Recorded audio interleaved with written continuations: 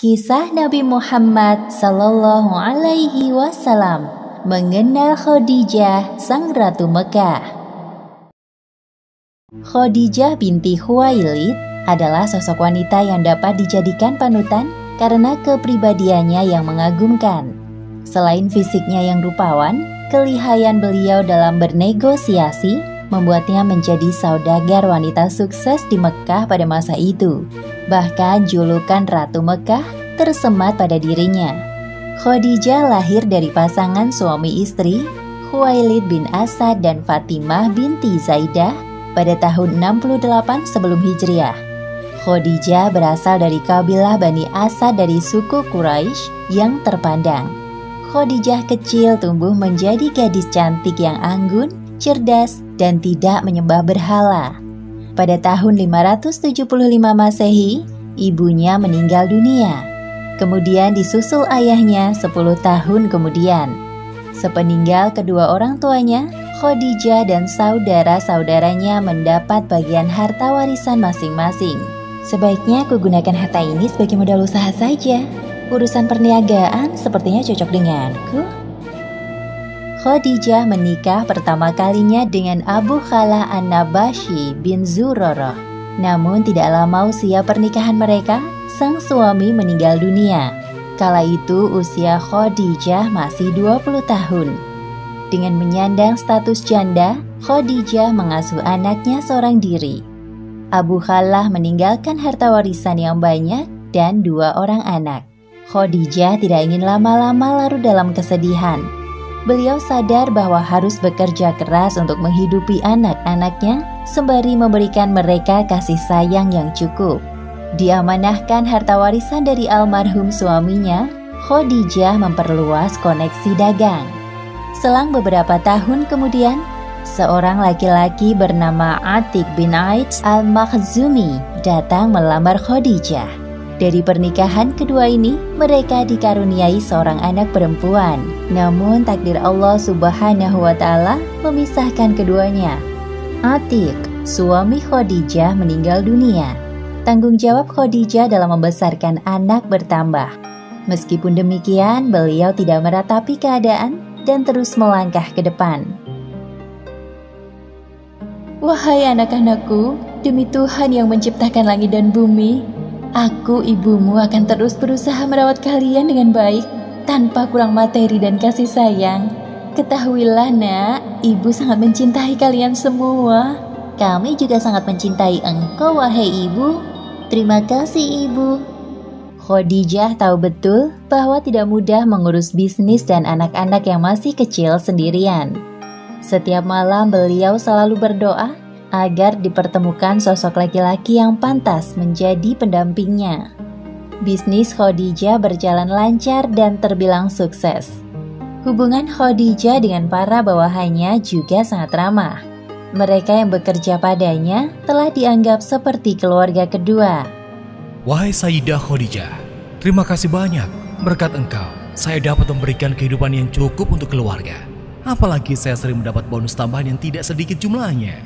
Sudah sepantasnya aku melakukannya, Tuan. Pekerjaanmu bagus dan selalu jujur padaku. Sampaikan salamku untuk anak dan istrimu di rumah. Tentu saja, mereka pasti senang mendengarnya. Sebuah kafilah dagang yang berangkat dari Mekah setara dengan 1.000 sampai 2.500 ekor unta dan diiringi 100 sampai 300 orang. Maka dari itu dibutuhkan agen dagang atau pemimpin yang amanah, punya tekad dan keberanian yang kuat dalam memimpin perjalanan. Khadijah tidak perlu pergi keluar untuk pekerjaannya, cukup memantau dari rumah saja. Tugas Khadijah adalah mengatur strategi dagang, seperti waktu keberangkatan, tempat tujuan, serta barang apa saja yang kira-kira laku dijual. Berkahnya tidak ada perhitungan yang meleset. Kemampuan Khadijah dalam berdagang semakin meningkat dan hartanya semakin banyak. Pelataran dekat bangunan Ka'bah dan juga pasar terbesar di Madinah adalah miliknya. Oleh karena itu, penduduk Mekah menjulukinya sebagai Ratu Quraisy atau Ratu Mekah. Jika ada kafilah dagang yang berangkat dari Mekah, dapat dipastikan bahwa separuhnya adalah harta perdagangan milik Khadijah. Dengan semua keberuntungan dan harta yang didapatkannya, lantas tidak membuat Khadijah merasa sombong. Beliau seringkali membantu para janda, orang-orang miskin, anak yatim, dan mereka yang membutuhkan. Wahai Khadijah, engkau sungguh berhati mulia. Semoga kelak Tuhan mempertemukanmu dengan laki-laki yang sama baiknya sepertimu. Wahai nenek, terima kasih atas doanya. Insya Allah. Bahkan Khadijah membiayai pernikahan serta memberikan mas kawin kepada gadis-gadis yang tidak mampu untuk menikah. Khadijah memiliki kerabat dari pihak ayahnya yang bernama Warokoh bin Naufal. Beliau adalah seorang Nasrani yang taat, tidak pernah menyentuh minuman keras atau berjudi.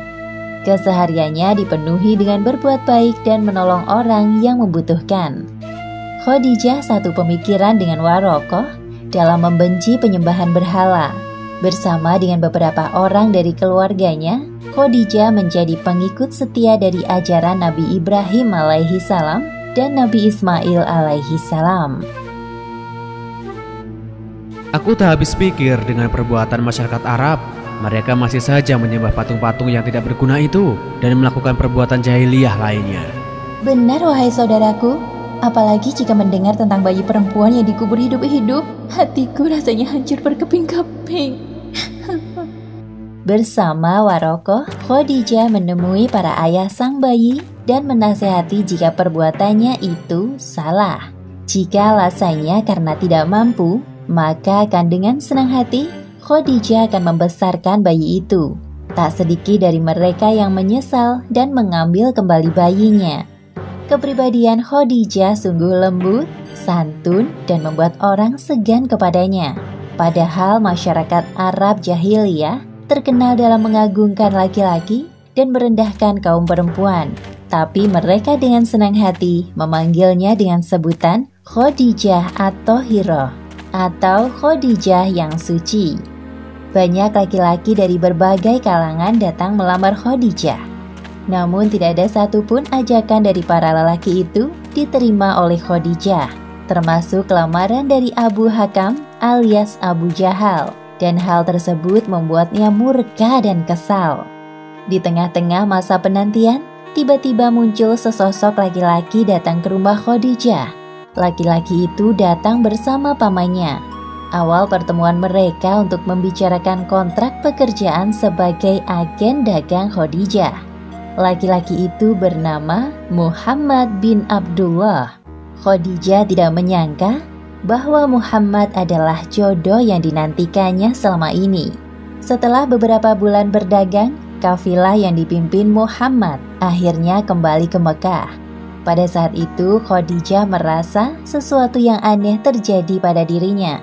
Jantungnya merasa berdebar-debar dan perasaannya berbunga-bunga.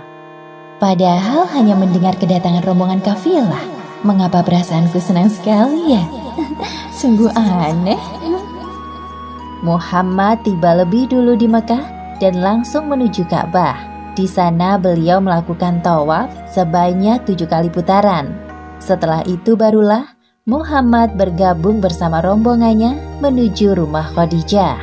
Mendengar suara kedatangan para kafilah, segera saja Khadijah menyembunyikan perasaannya. Dari atas balkon ruangannya, tampak seorang pemuda yang bersinar di antara mereka. Pemuda itu adalah Muhammad. Selamat datang kembali ke Mekah. Bagaimana perjalanan bisnis kita, wahai Muhammad? Apakah ada hal yang menyulitkan Anda? Silahkan melaporkannya kepadaku. Alhamdulillah Sayyidah, semua barang yang kita bawa habis terjual. Keuntungannya telah tertulis dalam laporan ini. Tidak ada kendala berarti selama negosiasi. Semua berjalan lancar sesuai rencana dan semua orang bekerja sama dengan baik. Syukurlah, aku sangat senang mendengarnya. Setelah Muhammad berpamitan pulang, Maisarah langsung menahan Khadijah. Ia tidak sabar untuk menceritakan tentang Muhammad.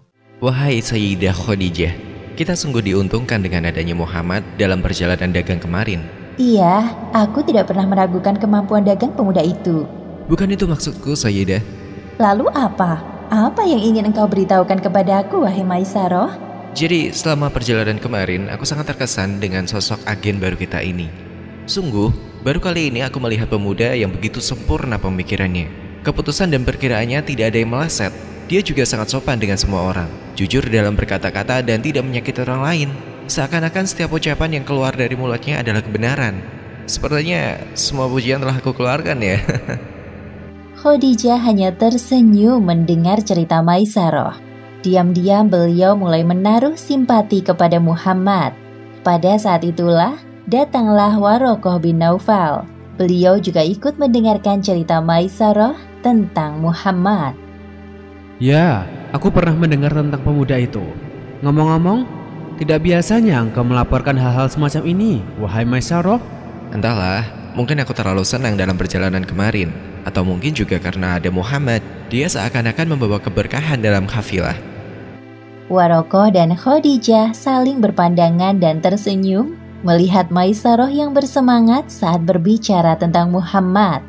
Hari berganti dengan Maisaroh yang selalu memuji Muhammad di depan Khadijah. Hal itu membuat Khadijah terus teringat akan pemuda bergelar Al-Amin.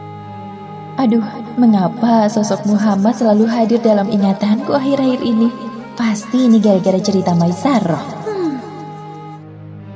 Demikianlah akhir kisah Khadijah sang Ratu Mekah. Hikmah yang dapat kita ambil dari kisah ini: pertama, hendaknya kita meneladani kepribadian Khadijah yang memiliki kepribadian yang mengagumkan, baik fisik maupun rohani. Dan kedua, kesuksesan tidak datang secara tiba-tiba.